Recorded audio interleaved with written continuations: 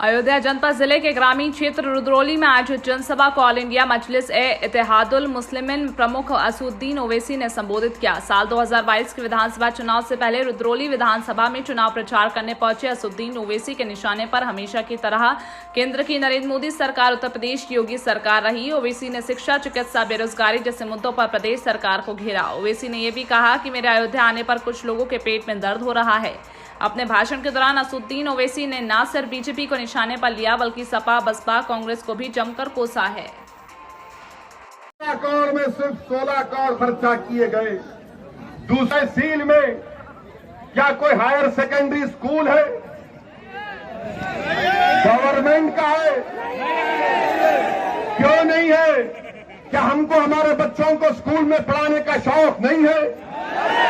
क्या आप अपने बच्चों को तालीम दिलाना नहीं चाहते? क्या अपने बेटियों को पढ़ाना नहीं चाहते? तो ये लोग बोलेंगे नहीं, मुसलमान बच्ची को नहीं पढ़ाना चाहता। अरे दिमाग तेरा खराब है। हम पढ़ाना चाहते, काबिल बनाना चाहते, ताकतवर बनाना चाहते।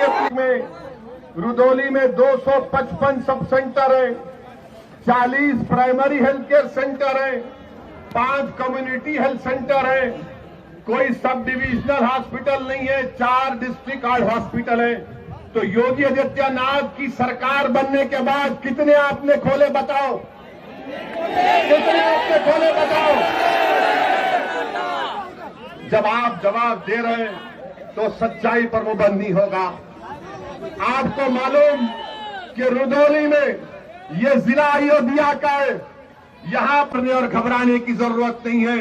ये समाजवादी पार्टी हो, बीएसपी हो या फिर कांग्रेस हो या बीजेपी हो, इनको एक ही बात की तकलीफ है कि पूरे भारत में मुसलमानों की कोई पॉलिटिकल लीडरशिप ना बने।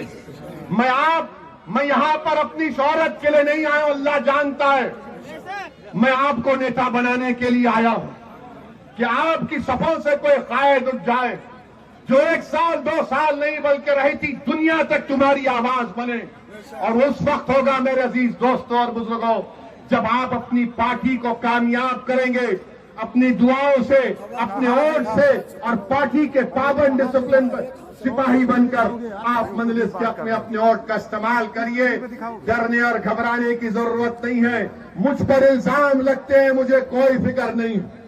बहुत से इल्जाम लगते हैं मुझ पर, मगर याद रखो जब तक अल्लाह असदुद्दीन ओवैसी को जिंदा रखेगा, इंशाअल्लाह ताला असदुद्दीन ओवैसी सच को और हक को बयान करता रहेगा। कि जो ओवर ब्रिज है रुदौली का,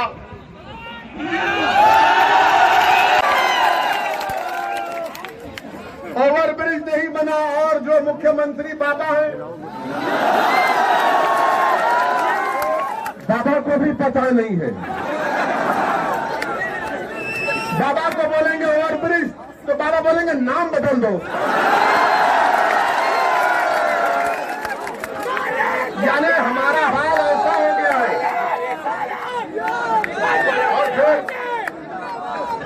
ओवर ब्रिज नहीं होने की बिना पर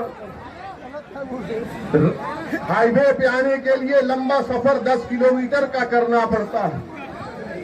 और दूसरी बात यह है कि यहाँ पर जो कम्युनिटी हेल्थ सेंटर है माशाल्लाह खंडेर में तब्दील हो चुका है। मेरे अजीज दोस्तों और बुजुर्गों, पाइपलाइन के लिए रोड खोद दी गई है, मगर ये विकास हो रहा है बाबा के दौर में।